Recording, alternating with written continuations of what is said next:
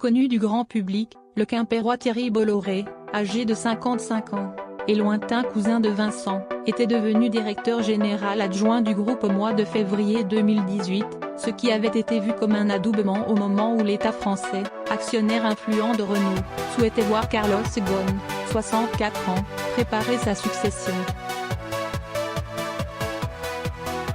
Piloter le groupe au quotidien. À son nouveau poste, le Breton devra piloter le constructeur au jour le jour, tandis que Jean-Dominique Sénard, patron sortant de Michelin, nommé jeudi président du conseil d'administration du groupe aux Losanges, gérera la stratégie et les relations avec les partenaires au sein de l'alliance avec Nissan et Mitsubishi. Thierry Bolloré avait été propulsé le 20 novembre à la direction par intérim du constructeur français, 2 jours après l'interpellation retentissante du PDG qui a depuis été inculpé pour abus de confiance et dissimulation de revenus au titre de ses anciennes fonctions de dirigeant de Nissan. Une carrière dans l'automobile exclusivement. Thierry Bolloré, arrivé dans le groupe en 2012 et nommé l'année suivante directeur délégué à la compétitivité, a, comme Carlos Ghosn, commencé chez le fabricant de pneumatiques Michelin et connu une carrière très internationale, exclusivement dans l'automobile, avec une longue expérience en Asie. Très rigoureux, très sérieux, mais en même temps chaleureux, il a des qualités de calme, d'analyse et il est pondéré, dit de lui un responsable du secteur automobile qu'il a côtoyé pendant plusieurs années au sein de l'équipementier Faurecia, groupe SA. Les relations avec la Chine et le Japon, primordial pour Renault. Je pense que sa connaissance de l'Asie et ses aptitudes dans les relations avec les Japonais lui donnent un avantage dans la succession, ajoute cet ancien collègue qui assure avoir apprécié sa droiture et sa loyauté.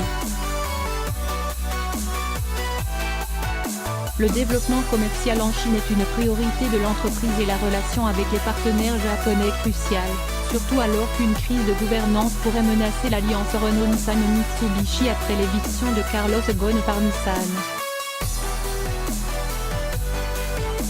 Renault possède 43,4% de Nissan, qui détient lui-même 15% de Renault et 34% de Mitsubishi, dont il est premier actionnaire. L'alliance Audi-Marque partage une large base industrielle commune et revendique depuis l'an dernier le rang de numéro 1 mondial de l'automobile, avec 10,6 millions de véhicules vendus. Quelqu'un d'ouvert, de posé, à l'écoute. Marié, père de 5 enfants, cet homme grand, au physique solide, connaît bien l'outil industriel du groupe Renault dont il a géré l'amélioration de la compétitivité des usines et la transformation numérique.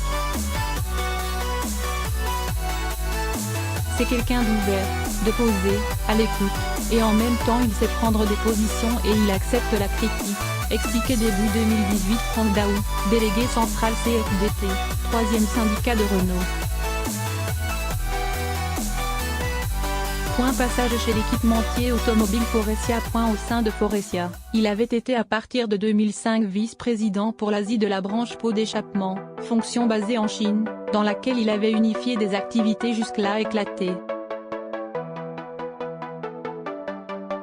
Puis, il a été vice-président monde en charge du marketing, de la recherche et développement, de la stratégie et du développement.